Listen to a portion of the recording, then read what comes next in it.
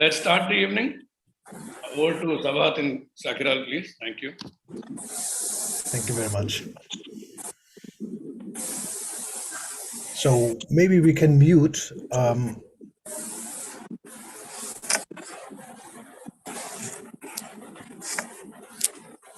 There is a sound coming from the background. Yes, perfect. Thank you very much.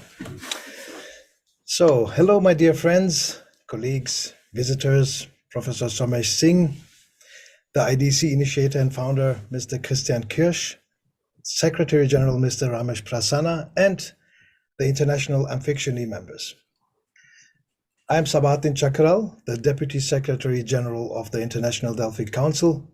Originally, I'm from Turkey. As a world citizen, I live in Darmstadt, called the City of Science. We have here the European Space Agency, ESA-ESOC. I live and work equally in Lithuania and Estonia, where I'm active in creative sectors such as film, consulting, business, networking, and new technologies, as well as international business.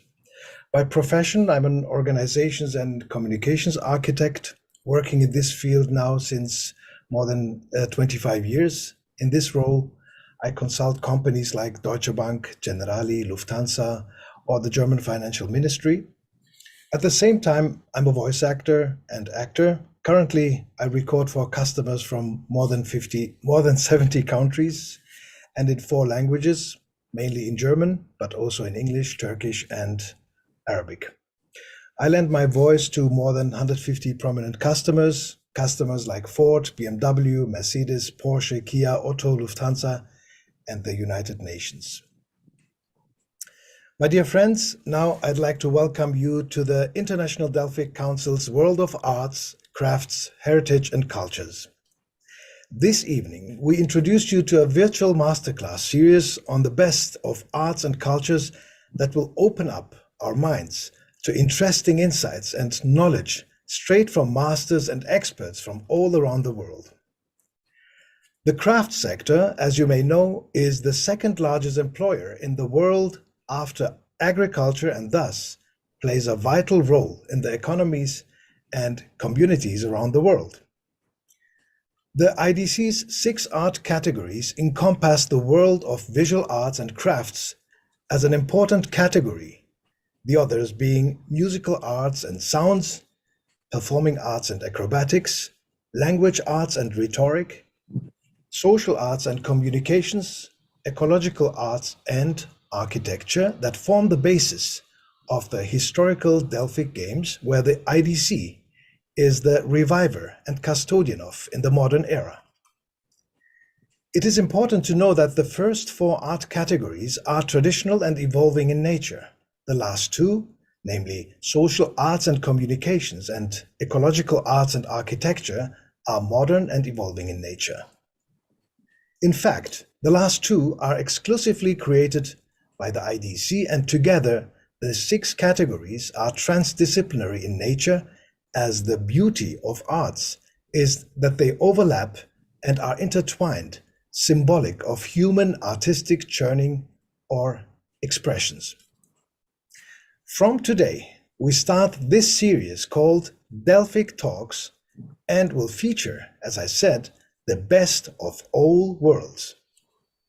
Thank you for coming and supporting the cause of a global voluntary movement that is the difference the world needs. I now want to invite my Delphic colleague from India, Mrs. Shipra Sharma, from Jaipur, Rajasthan, India, to introduce herself, and Professor Somesh Singh. Now, please enjoy the masterclass. Thank you, Mr. Sakirel, and namaskar. I'm Shipra Sharma from Jaipur, Rajasthan, India, and I'm a proud office bearer of the Delphic Council of Rajasthan. I'm a public administrator by profession, and I serve as a Rajasthan Administrative Services Officer. And my current assignment is a Deputy Commissioner at the Municipal Corporation of Jaipur. the pink city of India. So I am privileged and honored not only to represent the pink city, but Rajasthan and India, which are renowned internationally for not only for their art and culture, but for the whole handicrafts and the craft scenario. And today I'm also privileged to introduce Professor Somesh Singh in this masterclass. Professor Somesh Singh, who has been known as the founder of Crafts Village in New Delhi with his better half, Mrs. Iti Tyagi. He has also been posted as the former heads of apparel and textile at the Venerable National Institute of Design, Ahmedabad, from 1999 till 2009, and has been the director of Institute of Apparel Management under the aegis of Apparel Export Promotion Council from 2009 till 2016. Professor Somesh Singh is a fashion and design education expert. He is an innovator, and he has been known to have a disruptive mind. He has created many patents and continues to do so in his journey of the exploration of arts and crafts. After having an extensive academic and hands-on experience across various crafts, the Craft Village was conceived to create the right artistic ecosystem and facilities for craft persons to ideate, to create, experiment, collaborate, and cross-pollinate ideas and resources that can make a difference to the craft sector.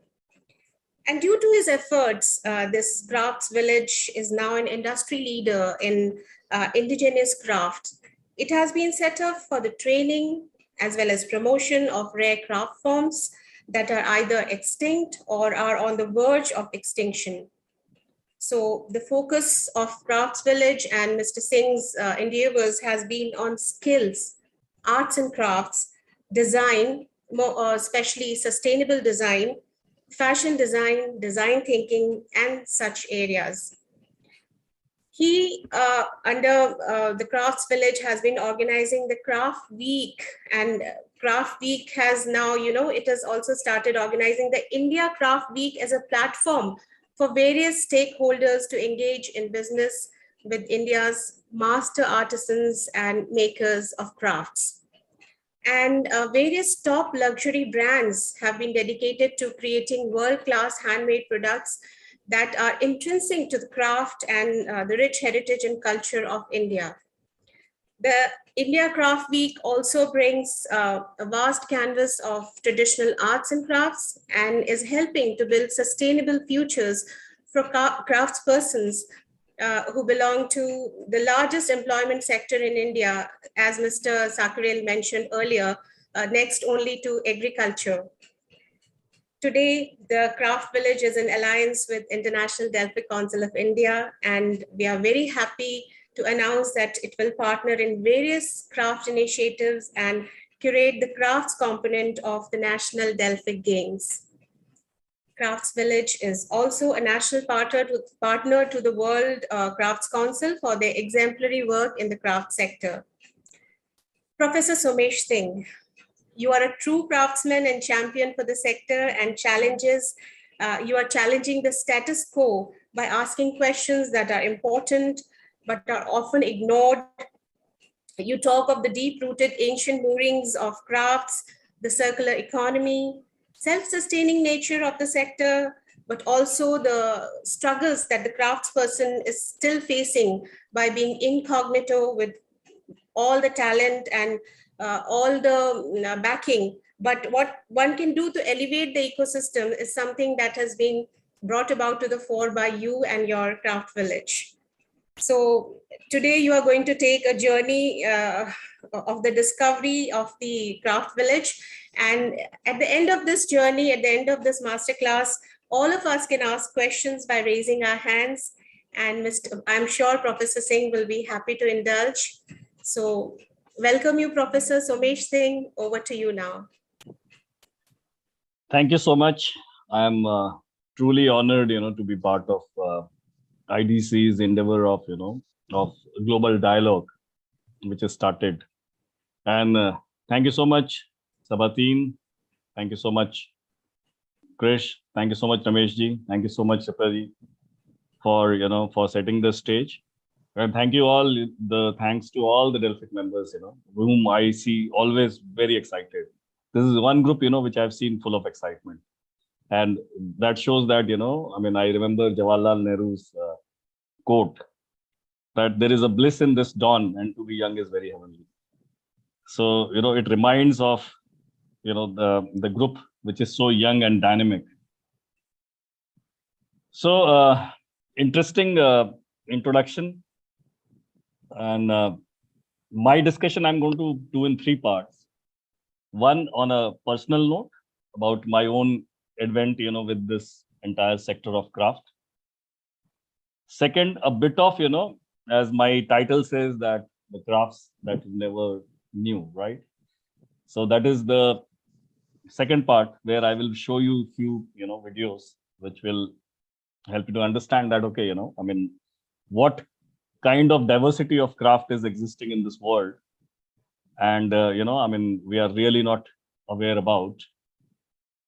And then the third is, which captures a bit of roadmap in terms of what current situation is and what we need to do. So little bit of personal, little bit of things which we need to know. And then also at the end, what are the direction? If we are talking about the problem, we also should talk about the solution. That's very, very important. Otherwise, problems are always discussed, but at the end, there is no solution. So I remember, when I was in NID, I wrote a poem. Suddenly this poet, inside me wake up one day, and I wrote a poem. But the title of that poem was very interesting. So it was called "Known Stranger." So two contradictory words, known stranger. Quite interesting poem, and I also got some international award for that. I don't remember which one, from a poet society from US.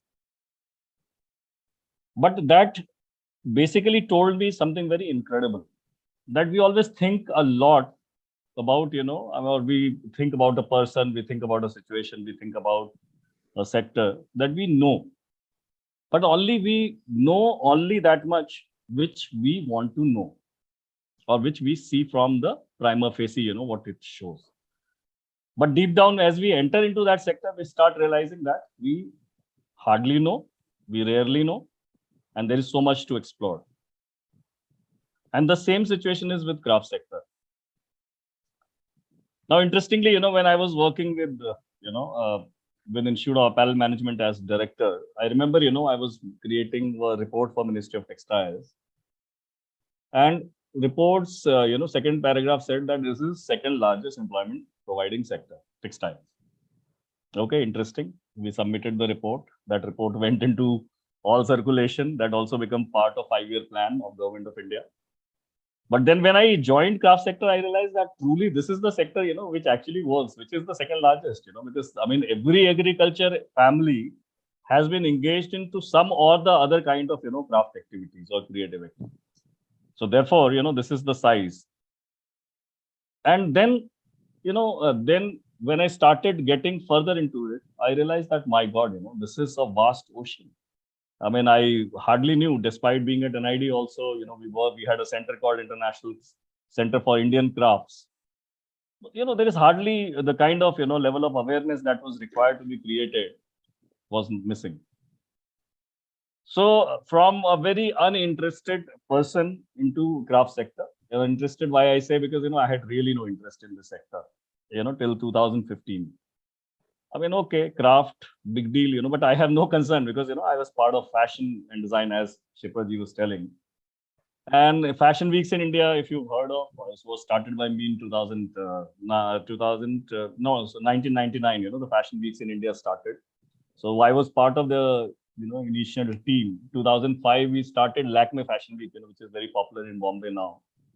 So, from that background, suddenly, one day I had to come into a sector which is very social, which is very, which is actually the true reflection of India, which has the glamour, which is actually hidden into the villages of India. It's not into the global and urban centers.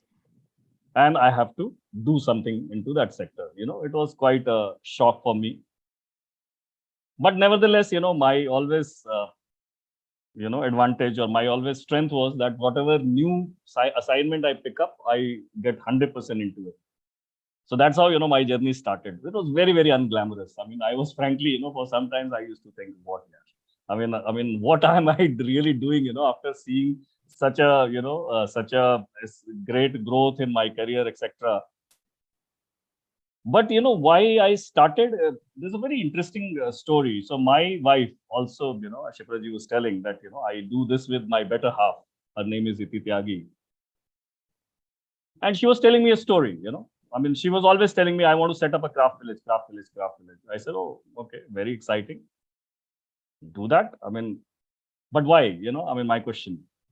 She told me a story. She went to Balakati in Odisha, a small village, small village near Odisha, this main Bhubaneswar, near Bhubaneswar it was.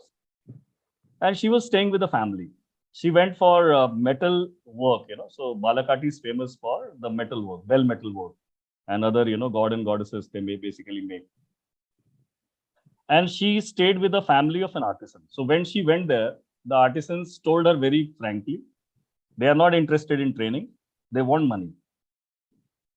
So if she can give her some money, give them some money, they are interested, otherwise they are not interested. She said, I am here for a training, I've been sent by EDI to train artisans, so that they can do something better. They told her very blatantly. Then she looked into, the work which they were doing. They were making god and goddesses, right? And selling at Puri. So temple of Puri, the entire lane, they were selling god and goddesses. And it was made in brass. Most of these things are made in brass and copper.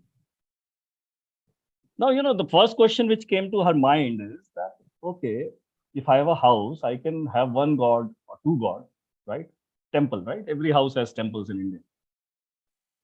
But then, if suppose they are there, not every time you're going to buy gods and start keeping all around your houses, that's impossible. But they have a certain skill, which can be actually used because they're already making, these kind of things. And then, therefore, when she looked at the utensils which they were making, she asked, why are you making these utensils? They said, we are making it for dowry. Because when our daughter is going to get married, all this will go into dowry along with them. So she looked at the product. She found that neither aesthetics, nor design, nor finishing, none of these things are actually, world class. And these people are basically, trying to sell into a global market. It's not going to happen. That was very clear. But that whole night, she was not able to sleep because the way, the love and affection which they gave to her. They had very limited food. Barely, for a few days, but they share that food with so much of love and affection. It really, I think, pinched somewhere deep inside her that she has to do something for this sector. It was not the story of one village. It was not the story of one night. It was story of every single artisan into the country, which is facing a situation like that. And then, when she came back, she told me this entire story. And she said, I'm very disturbed, because I have to do something for this sector. And I'm not realizing, what should I do? I said, what do you see as the problem? She says there is a lot of demand, but there is a lot of supply, but there is no demand. So back end, everybody is working back end. Everybody is going to villages. Everybody is going and training artisans. Everybody is doing everything there, in villages. But at the same time, cities, which basically consumes the global population that consumes these kind of craft are moving away from these kind of products, these kind of narratives, these kind of ideas, these kind of, rituals, these kind of, things which is there. So the problem is the gap is increasing between the demand and supply. And as a result, supply is increasing, demand is not there. And if there is a demand, these people don't know what to interpret, what to create as a product so that the demand becomes much, much, much higher. So that was the story, that was her finding. And that was way back in 2006, I'm talking about. That incident happened in 2006. So we started hunting land. We started looking at, places in Ahmedabad. We said, okay, let's buy a few acres of land and we will try and set up, and we looked at a location which is near airport. So that, a global community, global, people can really come in and then have interface between the artisans and those kind of people. And that's how the dream, which was seeded in 2006, actually in 2016, 10 years later, we founded Craft Village. So the point I'm trying to make here is that, one night, one incident, one thing in life could actually shake you to do something, which basically goes very long way. And when we started Craft Village in 2016, every year we added a milestone to the Craft Village, which is there, which is in terms of, looking at what were missing. So we created those milestones. So this is, how actually, I came into this entire, world of crafts. That's how I actually entered into the world of crafts in 2016. And, my interesting introduction happened with the first craft, I remember.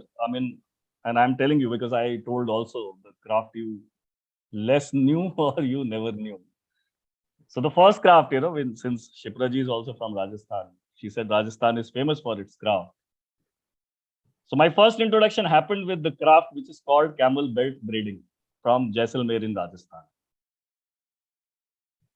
And if Shipra ji is here, I'm sure after this conversation, she will try and find out where are the braiders. She will not find one, because that craft is completely extinct. That craft is totally extinct from the region of Jaisalmer. And the last man who was practicing that craft, few years back, I called him up few days back and I said, I'm needing a braider. He said, I have joined electricity department and my journey with that craft is over. So we have one last living legend in India. His name is Aron Nelson, who does the craft of braiding. He's amongst the 7 surviving masters, last surviving masters in the world, and one from India who does the camel belt braiding. And it is incredible, craft. Anything in this world you want to make, any product, from bag to apparel to, upholsteries to furniture, you can do only by 2 threads. No technology in the world is existing today which can actually, do those kind of things. No technology, despite we are into 21st century of technology, where everything is possible. 3D printing even is possible, But the work which camel belt braiding can do with 2 hands, 2 cords, nothing in this world, nothing in terms of technology can today, even till today, achieve that. And I'm showing a very interesting video, and I'll continue this conversation. So in between, I'll also show videos. So just a minute, I'm going to share an interesting story also with this. So yeah, you can see my screen, right? So this is the video, and I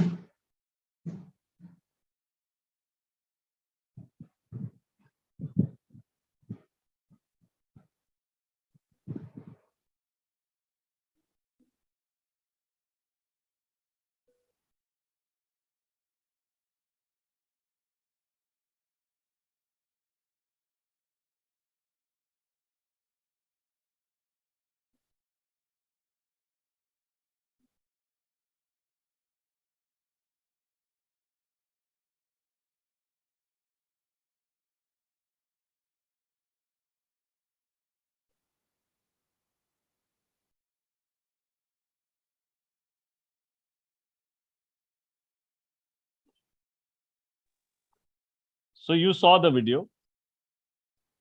Now you must be wondering that what is this association between camel belt braiding and have you been able to see the video? Professor Somesh, a lot of people could not see the video. Yes, not at all, please. The video Repeat. will play. Yeah. No video is coming. Yeah. Can you play again, Coming? please? Okay, just a minute. Let me try and share. Can you see the screen now? Yeah. Yes, Now yes. it can. Yes. Okay, so let me play.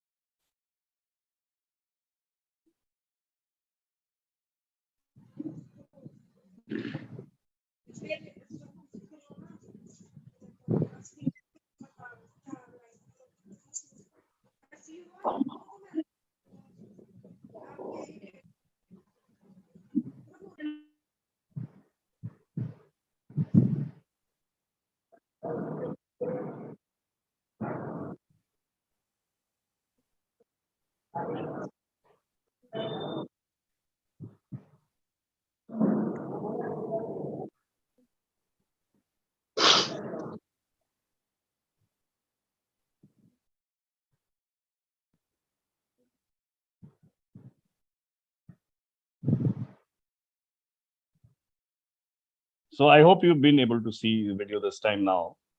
Yes. Now, That was fascinating. yeah. So interesting point is, so camel belt braiding, this, designer, Japanese designer Junichi Arai, he met the master whom I am talking about, Errol Pius Nelson, in 1983, 82, 83. And he learned camel belt braiding from him at an ID. And interestingly, what happened is when, this crisis with, Bridgestone happened in Japan, a lot of, steel waste came in. Lots, in fact, I mean, there was so much of, return of tires that happened. So this gentleman, Junichi Arai, who learned camel belt braiding from Jaisalmer, of India, adapted this and used this to create cords, which was called as Alpha Tex, right? Which was made from steel. All these, yarns were completely made from steel. And then this entire cords, these entire, threads that was being developed during this process was later used by NASA for aerospace engineering. So imagine a craft, imagine a craft, I was talking about extinct craft from Jaisalmer. A person learning from Japan, adapting that into a completely different industrial use, which we could never imagine in our life that a craft from India could do magic to. And today NASA uses it. In all the aeronautical suits, you use this particular material. So the point is, what I'm just telling is that many times we think, that crafts which are very primitive or which is on the verge of extinction, which has no application for future, if you look at, it has impeccable application to the future. And the kind of problems it can solve, nothing else could, actually solve those problems. So this was just an example, camel belt braiding. It's very important. This is there. Now, in terms of, so this was my first introduction to the craft in 2015 when we started Craft Village. Camel belt braiding, the master came, he started. My second introduction happened with kalamkari. Now, people from southern part of India, if they have joined this discussion, everybody is aware of kalamkari. What big deal? There is a big deal. There is a lot of big deal, that happens. But the point is, if we know about that, we will then understand. Have you ever looked at the kalam of kalamkari? How many of you? Can you raise hands if somebody's looked at it carefully? No, I don't see any hands. Yes, many of us. Okay, fantastic. So kalamkari's pen, if you look at, it is one of the most well-designed, ergonomically designed columns in the world, where you have a bamboo, you have a length of bamboo pen. On the top of it, you basically, on the top, you do a hub of wool. And that wool absorbs the dye. When you press on that wool, that passes through the linearity of bamboo and then, then passes on to the textiles. And another interesting fact is that they use kacha doodh for color fixation. That is, when you look at any kalamkari, authentic kalamkari, stuff, you will have a huge smell of, kacha milk coming from that. So look at, what does it tells you? I'm talking about, of course, the engineering part of, the way they develop kalam or they fix up those colors. But I'm also talking about something, which is more than that. Sustainable practices. World is today talking about sustainable development, sustainability, climate change discussion. people talk about sustainability, all over the world. Have you looked at our own culture practicing sustainability for thousands of years? They use all processes, all methods, all material, all media, which are 100% sustainable, which does not damage any of the planets, any of the planet Earth, which does not also damages the skin of people, who are making it, who are actually doing it. Why? Because the point is, in name of sustainability, in name of circularity, in name of organic, in name of, all these kind of things, we have really not put across case studies, citing that what actually our textile heritage has been able to do this for, thousands of years. So it is important that, when we talk about, such things, it not only brings engineering marvel, in craft, I have always a very big issue when I deal with craft with two things, one, it is considered decorative. And the second part is that we always talk about skills and techniques. I mean, is that the only craft? I mean, this is what the craft is. Does it not have science? Does it not have engineering? Does it not have technology? Does it not have, management lessons, which is coming out from craft?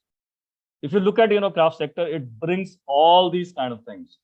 And in one of the very, impressive papers, which was written by one of the Harvard professor in 1987, called Professor Henry Mintzberg, the article, the paper, which was published in Harvard Business Review then, was called Crafting Business Strategy.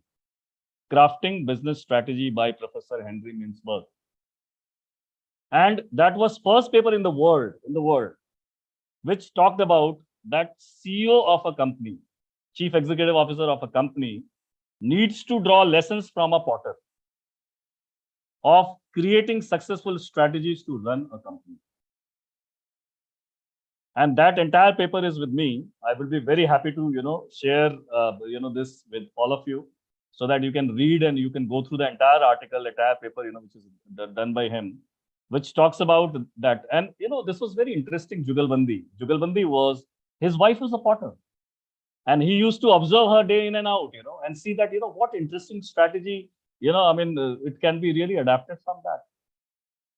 So the point is that, craft is not just about, aesthetics, not just about decorative products, not just about techniques and processes.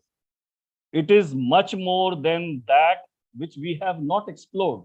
And, I'm putting these trigger points in all of your minds because all of you are very, very esteemed individuals. You have also a great ability to think beyond a certain point. But these are important seeds. If I don't sow in your head today, you will not be able to see craft beyond, certain things, which is being shown to us for centuries. It is not. It has so much of, interesting applications. And I'm showing an interesting video, which is from South America, where you will see that how people are using seawater to generate electricity. It has also come from a traditional craft. So allow me just 1 minute. I will just open this up. Can you see my screen? Can you see my screen, please? Can Yes, somebody we can. come up? Yeah. Screen we can see. You have to switch on. Okay. So 1 minute. Video, can you see? No. No, we can't. Okay. Just a minute. Now? No. Okay. 1 minute. Now, can you see 1 minute? Screen sharing has been stopped. Okay. Let me share again. Can you see now, please? Yes. Yes. Okay, great. All right.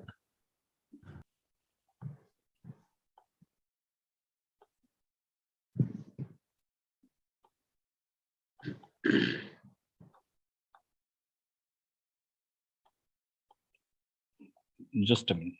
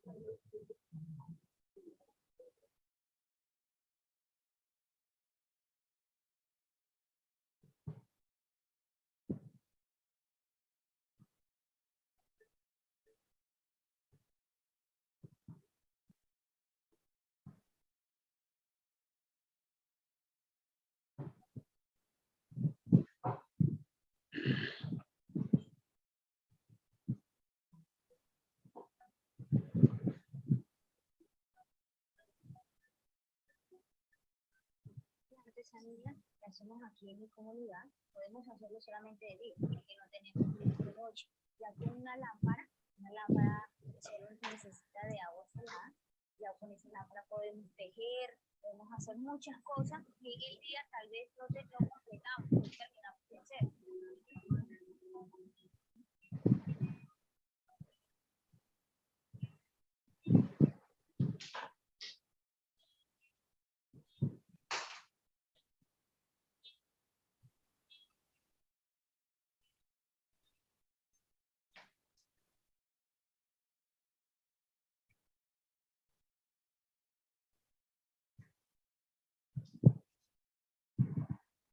You've seen that, how from indigenous craft, the electricity, device that is being developed, and a lot of, South American natives are actually using this.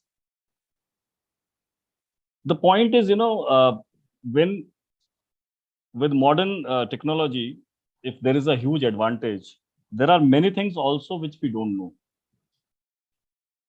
And I remember, so interesting, thing which happened is that in 2016, we had an artist who visited us from Netherlands.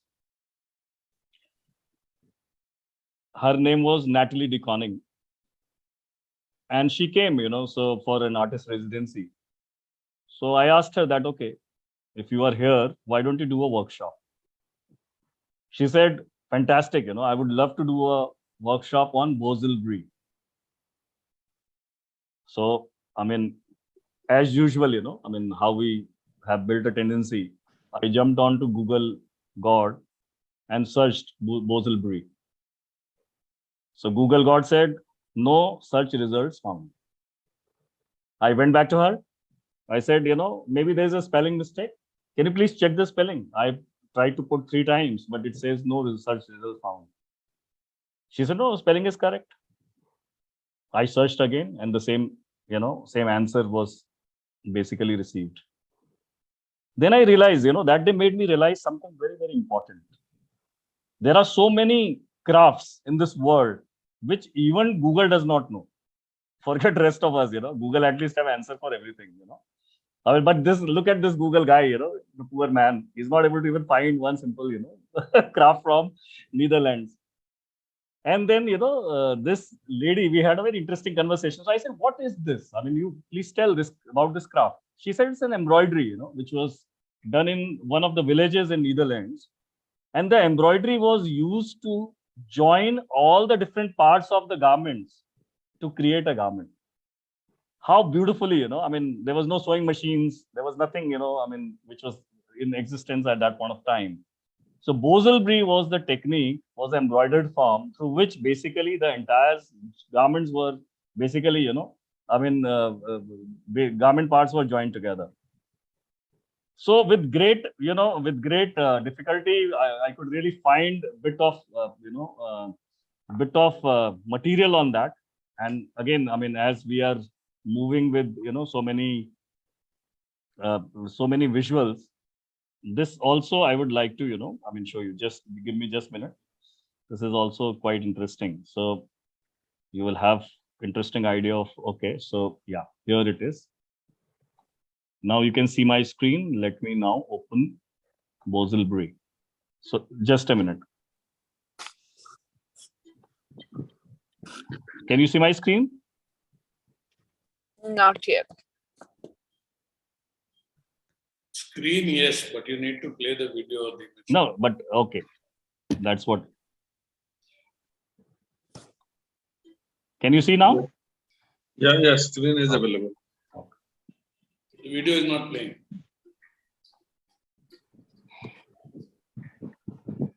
Video is not playing? Yes. No. No Okay. play. Not Okay, playing. just a Not minute. playing. All right, let me try and share again. Okay, now I think you will be able to see. Now, can you see? Yes. Google Pivot.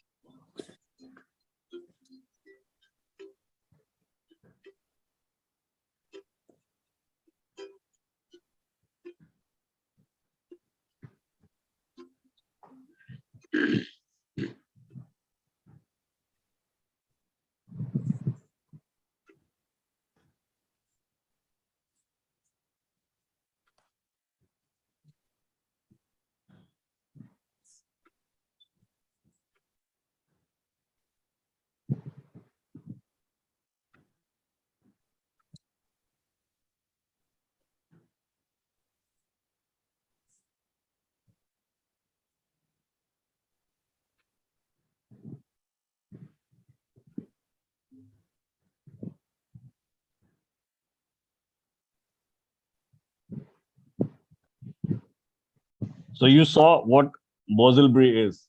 Now you know another, interesting, craft from across the world, which was not known till 2016. I mean, nobody knew. I mean, now only if you search this, you will get details which we have put. So that is how we build also a new knowledge, to the entire thing. So this was just an example, telling that there are so many craft techniques in the world, which people are not aware of. There are, a few more crafts like this, which I would like to, show to you, before I talk further. And 2 more videos, perhaps, more I will show. But you will realize that, what craft does to, this entire, I mean, how it has been adapted into different, gamuts of our life. So just a minute, just give me 1 minute, please.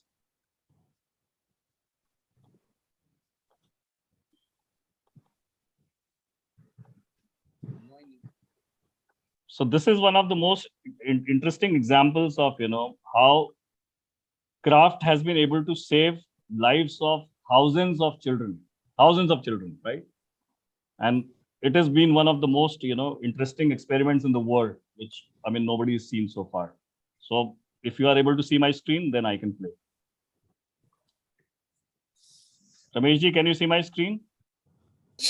Yes. Yes, I can. Okay. Yes.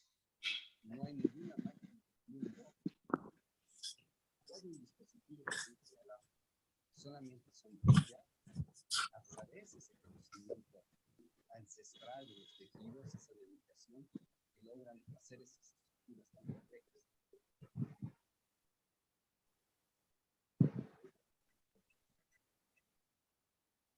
Mi nombre es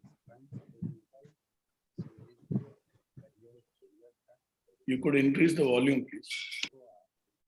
Dispositivos médicos para tratar enfermedades cardíacas. Gracias a estos dispositivos podemos curar hasta un 60% de las enfermedades sin abrir el tórax. El dispositivo avanza por este catéter, llega donde está el defecto cardíaco, se reconfigura. En ese lugar cierra el defecto cardíaco. Yo me encontraba acá, en Bolivia. Tenía la tecnología, no tenía máquinas. Y las personas han venido hacia mí y me han pedido que estaban dispuestas a ayudar. Las señoras que vienen donde nosotros son aymaras y llevan la capacidad de hacer el tejido en su sangre. Es 60-70% de los bolivianos vienen de estas personas originarias. Eso que está viendo así como una cosita. Estas señoras en el comienzo han sido pacientes nuestros. Hemos tenido algunos pacientes que no hemos logrado tratar, sus hijos. Les hemos explicado la solución y ellos han trabajado con nosotros. Yo me llamo Verónica Balboa. Yo soy una tejedora. Mi mamá me enseñó a tejer desde niña. Nosotros que tejemos los dispositivos ayudan a salvar vidas. Los pequeños es como 3 horas. En los grandes es 1 día y medio. Y también en los tejidos se requiere mucha paciencia, cariño, amor al tejido. Son más de 50,000 pacientes que hemos tratado. Es el conocimiento y la sistematización que traen los ingenieros, más la habilidad y el arte de estos artistas, es que producen estos dispositivos. Para mí es hermoso que estos tejidos ancestrales, junto con tecnología, estén salvando niños. Para mí es un milagro.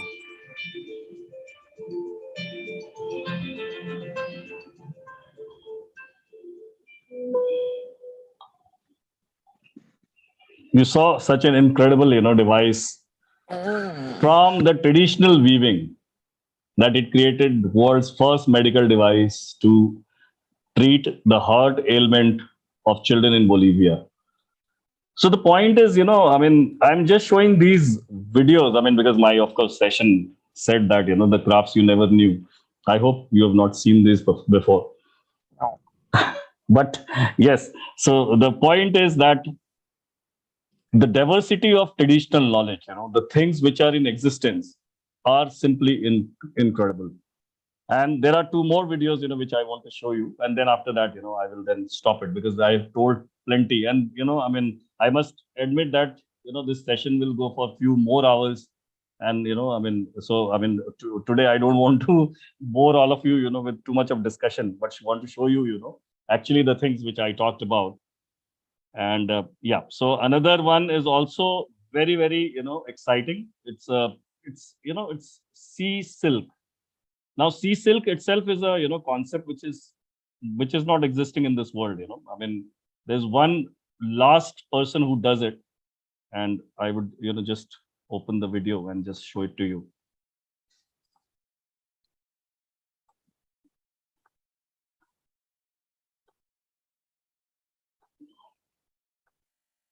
Yes. So I hope you are able to see my screen so that I just. Yes, we can. Okay, so I play it.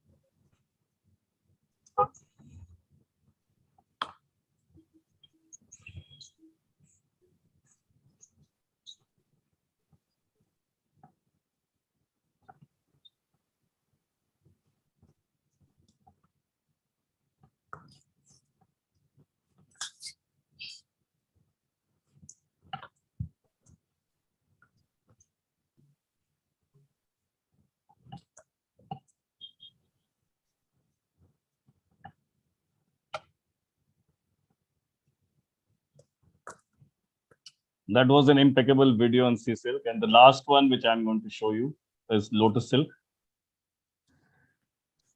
Lotus silk is one.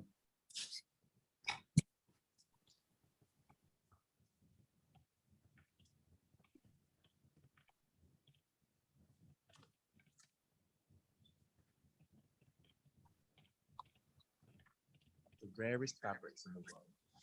Produced only in small scale across Cambodia, Myanmar, and more recently Vietnam, this natural fiber is only extracted by a few skilled craftsmen across the world.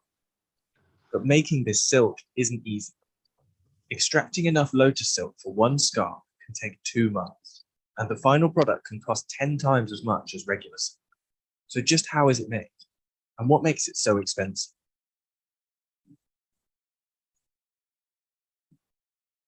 Phan Thi Thuan's family had been making silk for generations, growing and harvesting the threads from silkworms themselves to create luxury garments. But making lotus silk is different. Silk usually comes from silkworms. They're kept on wide trays and need to be fed almost 24 hours a day for bulb reviews. The caterpillars delicately spin threads to create their cocoons, and it can take hundreds of silkworms to make a kilo of silk. But while the insects require careful looking after, they do most of the hard work themselves. The key difference between the bright yellow silk and the paler lotus version is that every single strand of lotus silk must be extracted by hand. Tơ sen thì nó khác với cái lụa tơ tằm. Là tơ sen thì mình phải rút sợi tơ nó là thân mộc. Mà sợi tơ tằm kia nó có cái phần cứng hơn cái sợi tơ sen là vì nó nhờ vào cái nực của con tằm, nó qua một cái tuyến keo của nó rút từ ruột nó ra, cái là nó có cái phần mềm mại mà có một chút co giãn. Còn tơ tằm thì nó bóng sang trọng. Tơ sen là quý phái. Each thread of lotus silk starts with the stem of the lotus flower. The lotus is Vietnam's national flower and a plant that's grown across the country. While this fabric has been made for years in Myanmar, Phan Thi Thuan only started experimenting with this fiber in 2017. Với chúng tôi thì tất cả đất nước Việt Nam, nhân dân Việt Nam là ai cũng rất là quý cái bông hoa sen. Tất cả nước chúng tôi là rất nhiều người trồng sen. Nhưng mà bao giờ cũng chỉ có thu hoa sen, thu hạt sen thôi. Còn cuống sen là vứt ra, nó rất là bẩn. Khi mà người ta gợi ý cho tôi làm tơ sen thì tôi thấy có lợi cho nhân dân, cho nông dân thì tôi nghĩ là tôi có khả năng làm được thì tôi sẽ quyết tâm tôi làm. Once the stem is selected and picked by hand, the silk inside can be extracted. Each stem contains a minuscule amount of thin, sticky fibers, which must be rolled together and dried. The threads need to be processed within 24 hours while they're still wet, otherwise they'll break. And so harvesting has to be done each day. And the lotus plants are only available to harvest between April and October. Once you've gone through the hard work of extracting these fibers, they're incredibly delicate too. Bước đầu là tôi chưa nghĩ đến làm tơ sen, thì tôi nghĩ là tơ sen thì nó mỏng manh mà làm thì nó rất nhiều công. Sợi tơ tằm thì nó dai hơn cho nên là có thể dệt được bằng máy, còn sợi tơ sen thì nó không có độ dai như sợi tơ tằm cho nên là phải dệt bằng tay. Cái thời gian của cái việc lấy sợi là lâu nhất. Còn khi mà đã lấy được sợi rồi, cho vào máy dệt rồi thì nó cũng nhanh hơn nhiều, bởi vì tất cả bao nhiêu công đoạn lấy được sợi thì một người lao động làm một ngày được 200 đến 250 cuống sen. Còn cái khăn rộng 36 cm, dài 1m75 thì hết 9.200 cuống sen. Thì một người phải làm một cái khăn đấy là phải mất 2 tháng mới được một cái khăn.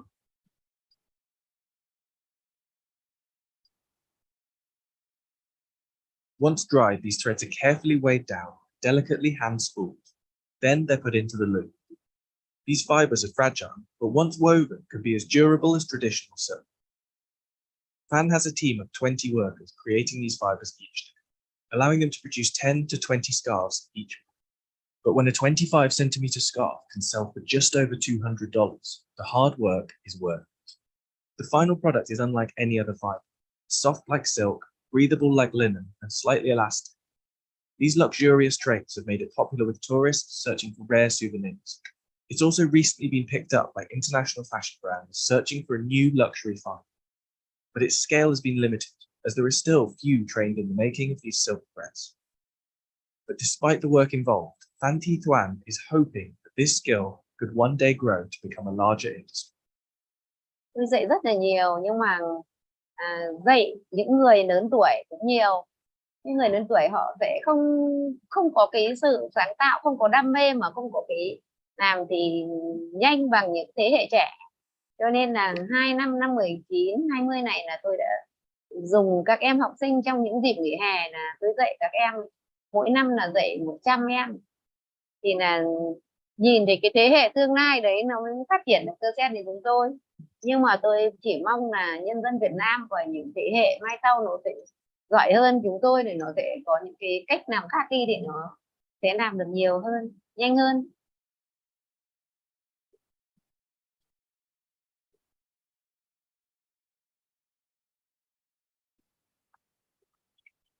That was lotus silk, and this particular thing I had to search, because when I went to Kashmir, I was looking at Dal Lake, and I realized that there is a machine which is cleaning Dal Lake all the time and taking off all the lotus and dumping on the sides of the river, sides of the lake.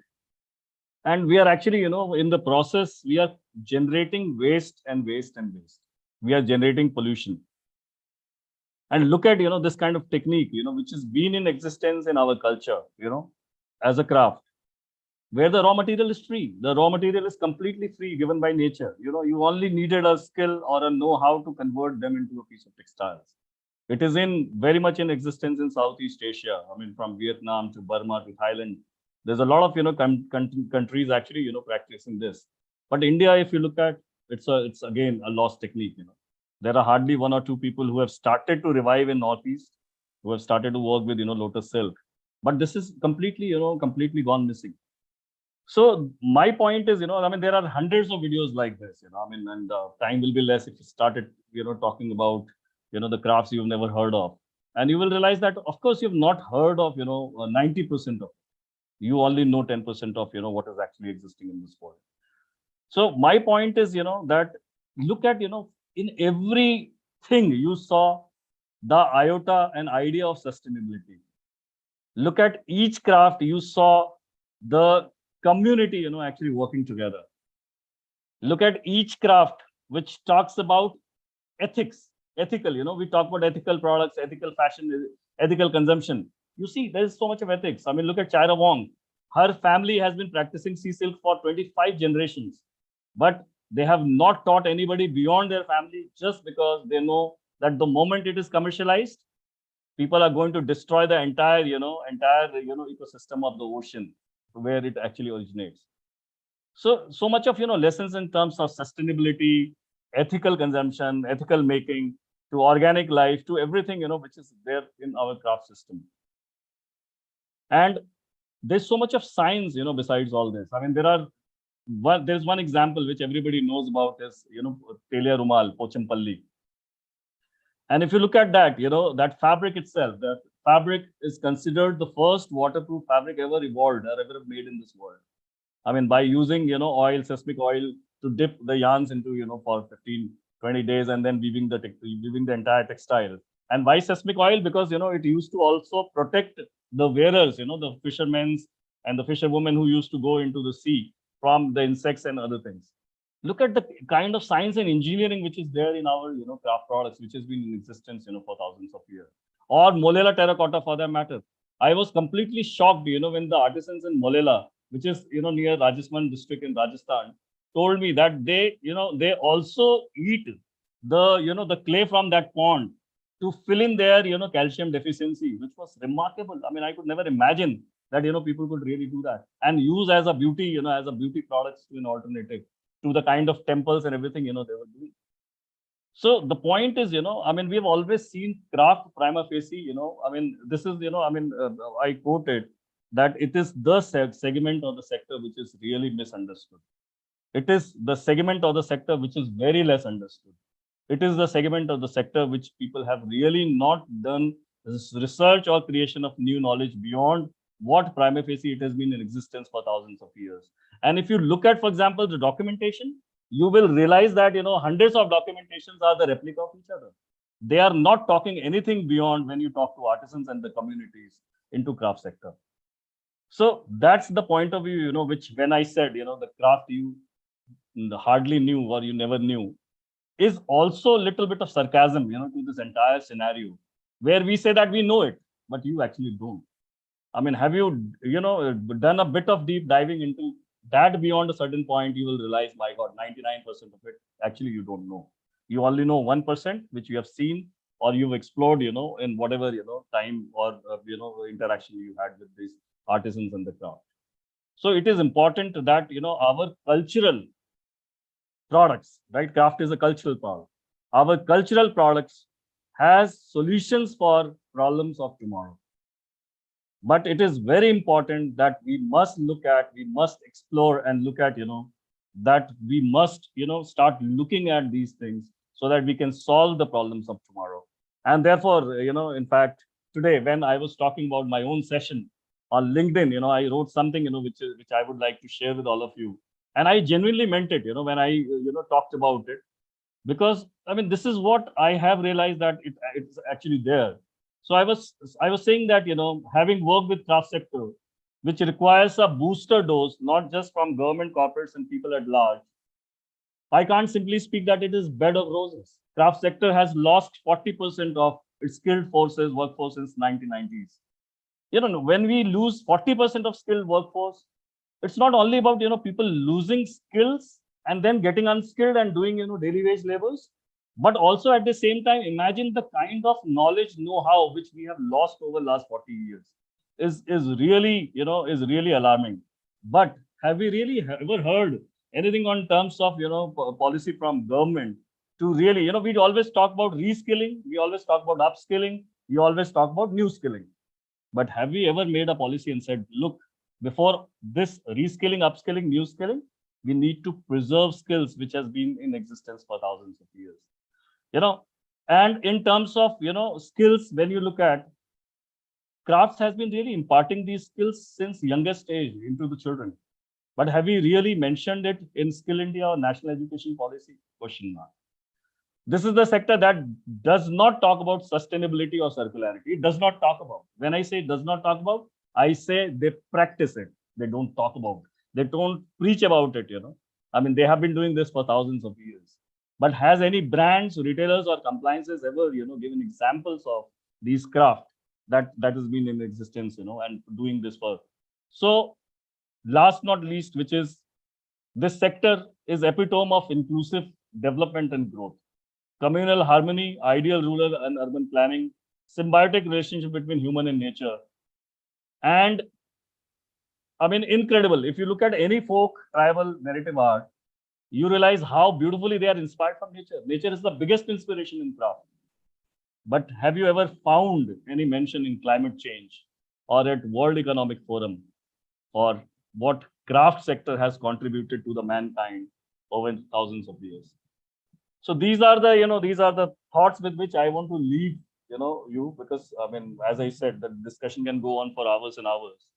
And I don't want to make it boring at the first stance. I just want to, you know, I mean, within a time of 45 minutes, 50 minutes, I want to conclude it so that you are left also a little hungry, so that next time we can discuss more on this. And as the community of International Delphic Council, we have to really seriously start thinking that what contribution or what kind of, you know, change or what kind of things or aspects which can bring into Delphic Games itself, so that craft gets the due recognition, the due, you know, credit which it has been deserving for, you know, a long time. And that's you know, that's my small request, you know, to this entire August community which has gathered, you know, with so much of, you know, love and affection, and also with so much of patience, you know, you've heard me. So with these thoughts, Rameshji, I would like to, you know, rest my throat. Thank you so much.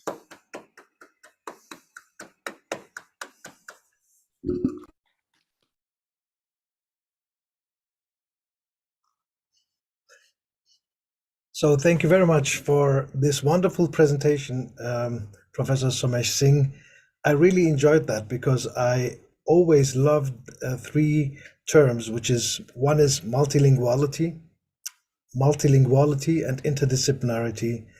And today in your presentation, I deeply felt especially the interdisciplinary approach, and also the multiculturality aspect.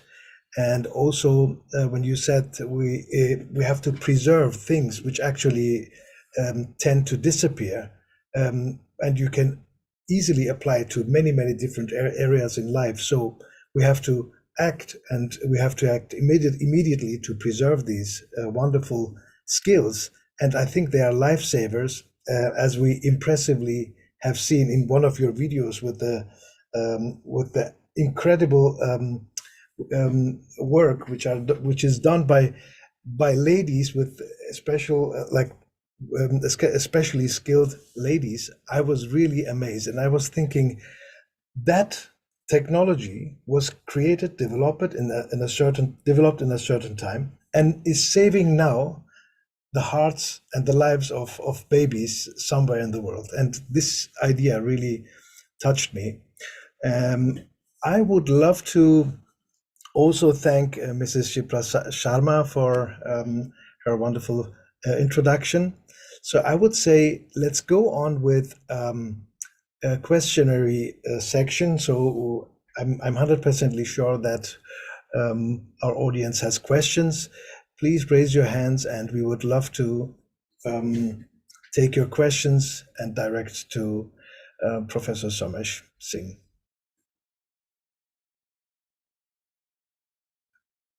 Sriya Guha, please go on.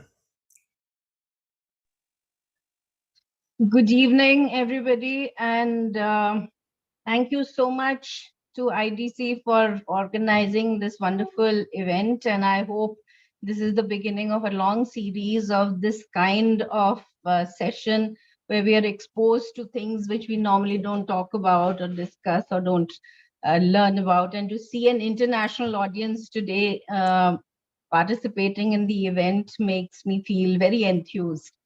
Professor Singh, I must say that this has been an eye-opener. I am working for the state of Rajasthan, and as an administrator, I've also worked in the craft sector. And the first example that you gave us about the braiding technique, the camel braiding technique from Jaisalmer. And 15 years back, I used to handle our organization, which takes care of Rajasthali. You must be aware of the government departments that take care of crafts in Rajasthan.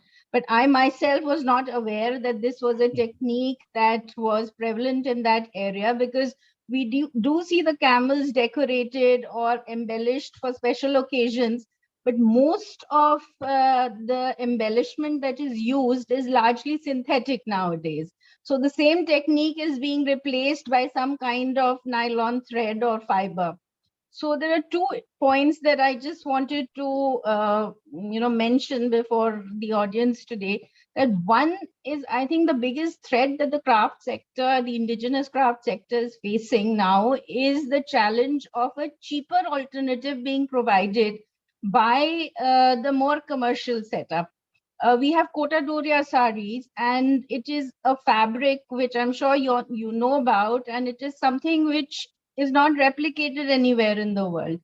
But because now mill-made saris and fabric is so much cheaper compared to the hand-woven ones, so that is again a craft which is slowly dying out, or a product which only one section of the community can afford, which earlier was not the case. And this I've seen happening in the last 25 years, and I've witnessed this change happening.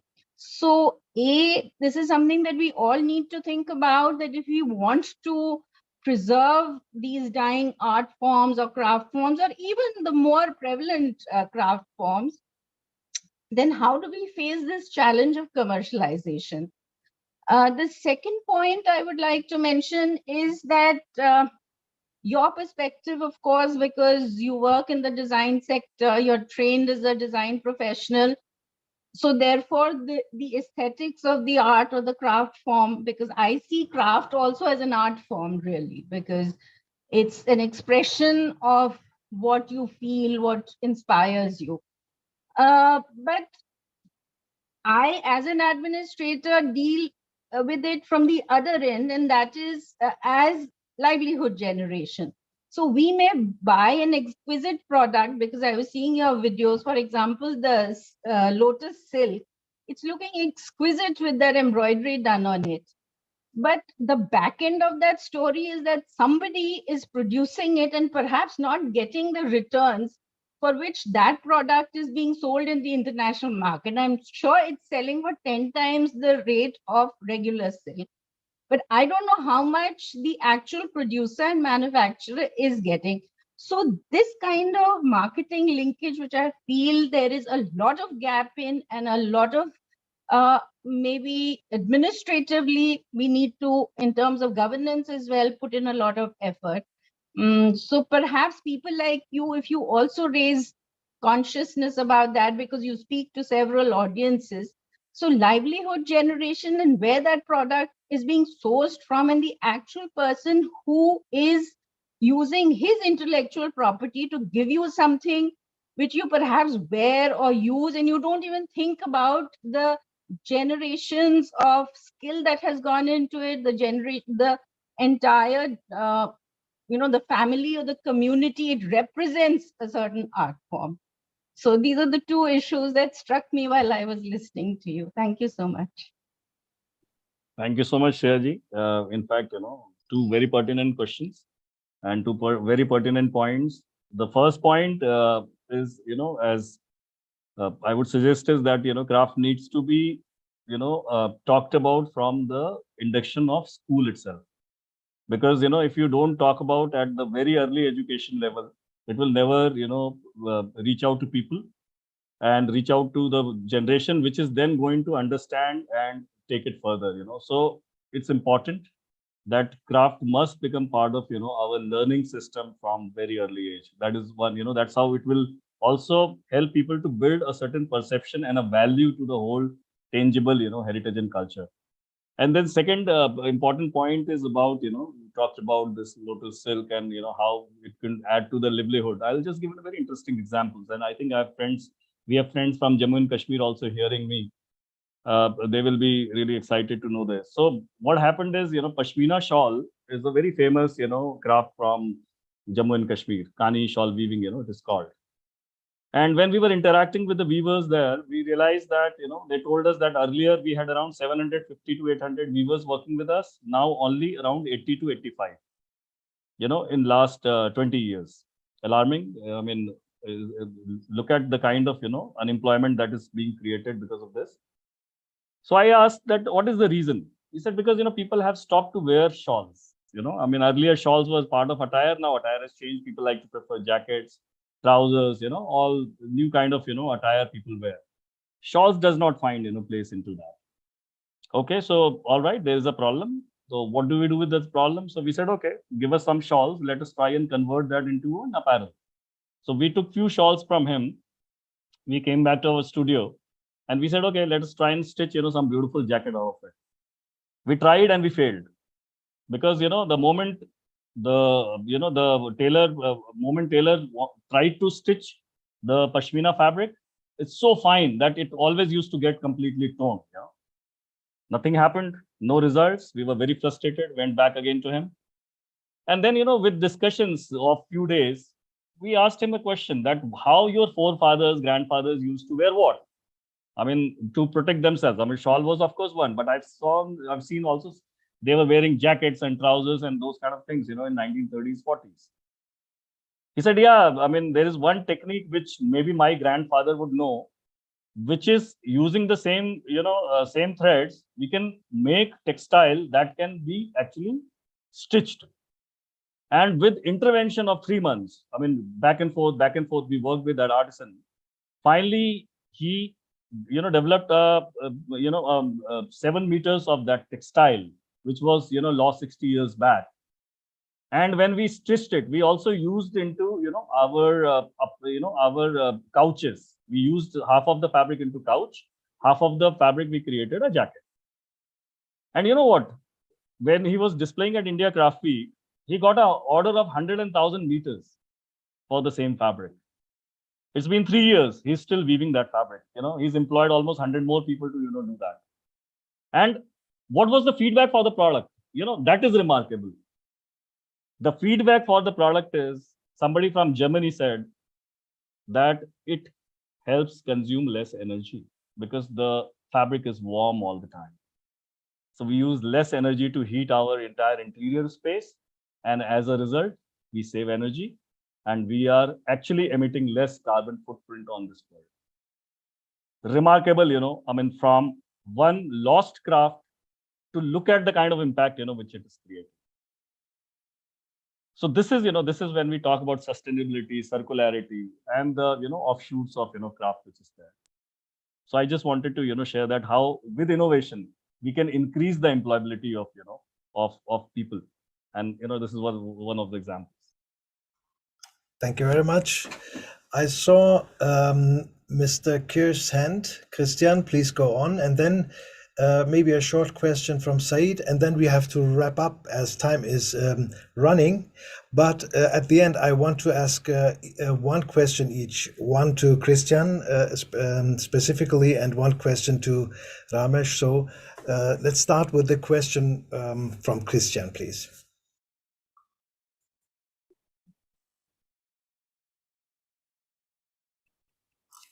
We can't hear you, Christian. I recognize it. At first, Professor Singh, I would like to thank you very, very much for this vivid description what crafts is all about, what skill could be, and how large the range of crafts can become. Because I had recently some talks with a person, with decision-making persons, and I asked this person, when we start to create the cultural heritage of tomorrow. We have to do it today. We are used to admire past centuries and forgetting what is alive just waiting to be awakened. And technique makes it possible today to meet like this as we do. On the other hand, it limits the curious, the personal curiousness. What is about this? And even Google or the very big platforms giving answers or trying to give answers, just focusing on us to the main roads. And that what matters is very often the side road, helping to create new impetus, new thinking. And I realize we have to look to the things we see from another angle. Otherwise, we're just following the so-called monetary road, which is nice and fine, but makes the rich one richer. I believe the future is sharing knowledge, is sharing skills, and we just have to look back only some 100 years ago, and we recognize there were guilds, specialized first handicrafts, then becoming a good handicraft person, and finally become a master, and above this, in rare occasions, they become artists, and today we admire them as those helping us to create the dignity and the identity which makes us proud today. And if I see this, I believe that it is necessary to sharpen our minds. The Delphic organization has 6 art categories, and all of them have one common base: crafts, skill, curiosity. And I want to encourage you, don't give up to ask questions, don't stop searching.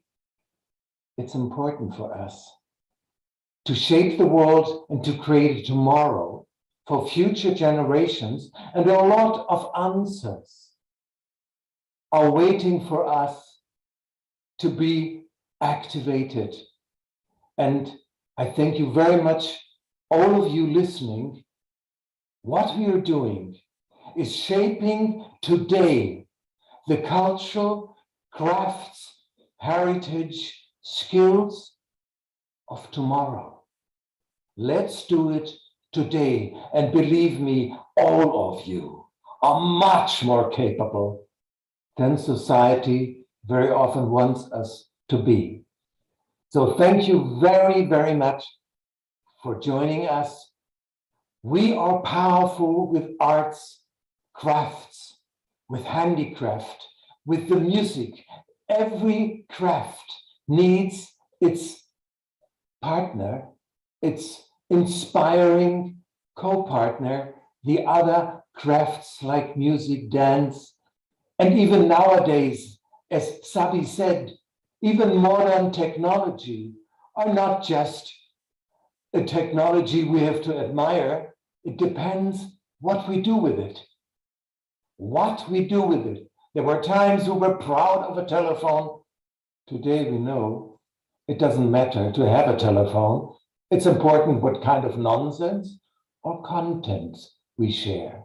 And so, thank you very, very much for being with us, staying with us. And whenever you come, we are open for future questions. If we don't know the answer, help us to find it together. Thank you. Christian, now that we have you on such a heated level, maybe I should ask the question now rather than later. My question was, can you tell us about your feelings and thoughts about the importance, especially of India under the umbrella of the IDC? Now you have seen this, these wonderful people here, that wonderful vibe, frequency, soul. So what is your thoughts and feelings about that? I believe India, the region, India, is gifted with a spiritual impact, which has one side the practical sense, and on the other side the spiritual, the spirituality.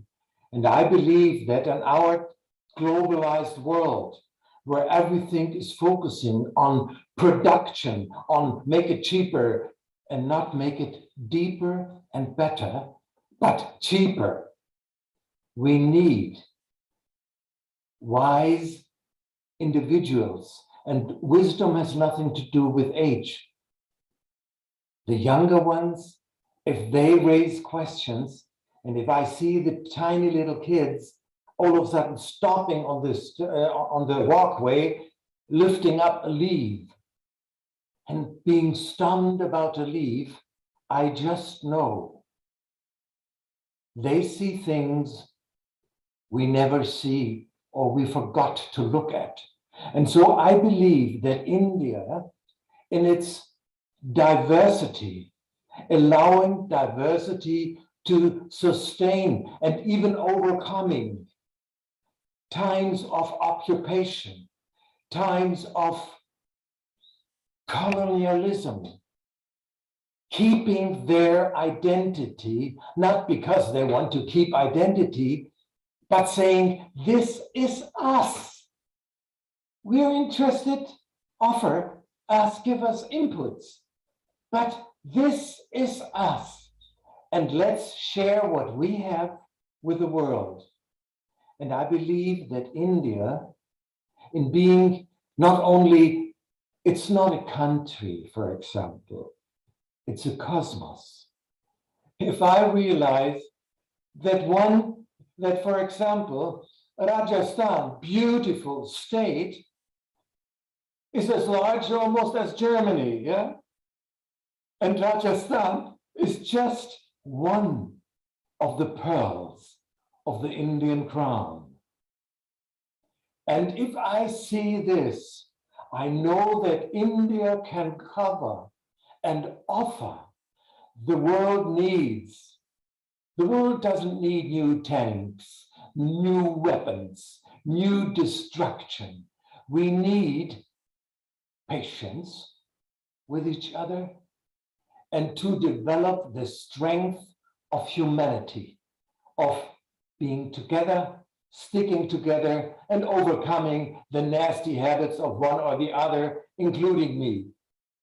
I know we have to learn from each other. And so thank you for the question. And I hope, Sabi, I could answer on one hand my limits, and on the other hand, please teach me and help me to learn more about India, about your dreams and visions, and let's make them a reality together. Amazing. Thank you. Thank you very much, Christian. Wow, that was moving. We have Ramesh here, and Ramesh, I want to really thank you very much. Thank you for bringing together these wonderful faces, these wonderful souls, and opening for us a really totally new picture, totally new screen to that cosmos, as Christian said. And I have a question to you as well. This question goes like this. How do you think, as the Secretary General of the IDC, about the future of the IDC on a global scale and the role and impact of the young people in the IDC movement? Christian made a reference to the young people. Maybe you can pull that and tell us your thoughts and visions about that. Yeah, so thank you very much. I'll be quick and short because we intend keeping our time. So we are already at 8:30 now. What I would say is that the International Delphic Council has achieved quite a bit in the last 27 years.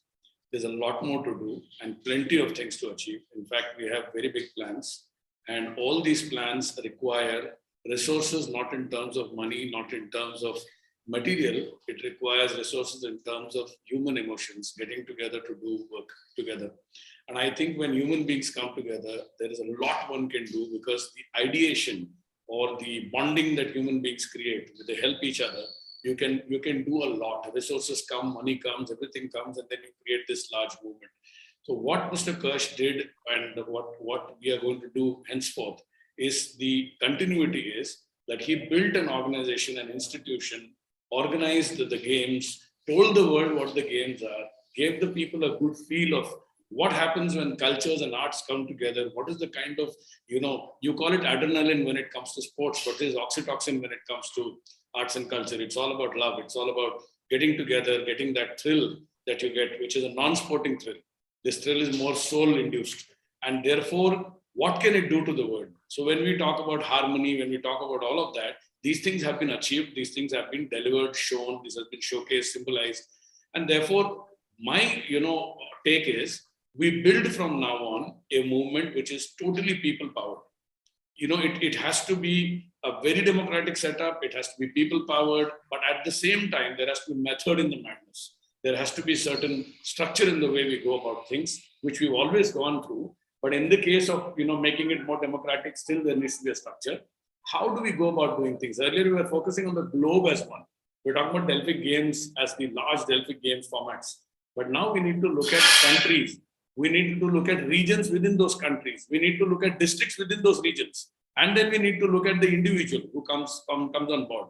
Unless and until you do not have the system of going down to the grassroots, you are not building a grounds of movement.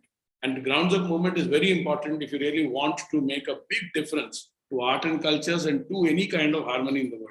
And I am telling you, see the screen today. I mean, we had over 70 people coming into a Zoom call. The first time ever we are doing a masterclass or anything virtual per se, other than meetings, by the IDC, and having a masterclass. So we chose Professor Somesh Singh because we have an excellent bonding with the Craft Village. He has been a wonderful friend to us, and we've been discussing various options of what to do. And this idea came about that why don't we do a masterclass? And this series is going to go on.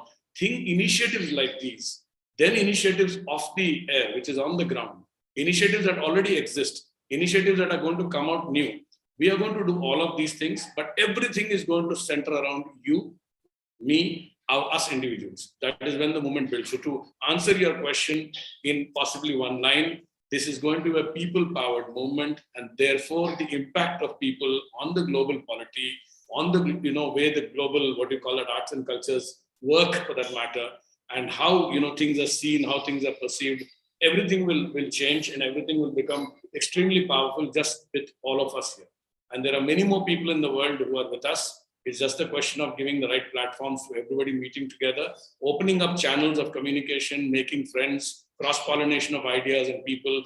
This is exactly what I'm looking at. And that's what I think IDC, is possibly looking at. And this is what we are going to be achieving. Thank you so much. Thank you very much, Ramesh, for wrapping up. And we came to the end, slowly to the end. One or two hands raised. Sorry to intervene. Very quick questions, if they can ask, possibly we can respond back later. But, since they have been raising their hands for a long time, it's just... Yeah, Said, would you like to ask your question? And so do some others. Yeah.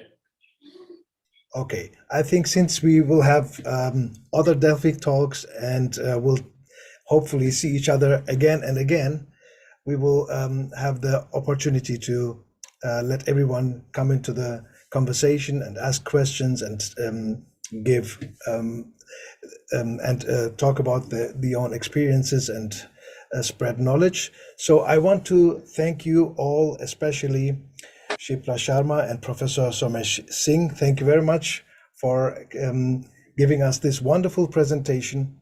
I want to thank all of you of course, our Christian and Ramesh, you and all our listeners, thank you very much. And I would say, see you the next time in the next Delphic Talks. Thank you very much. Bye-bye.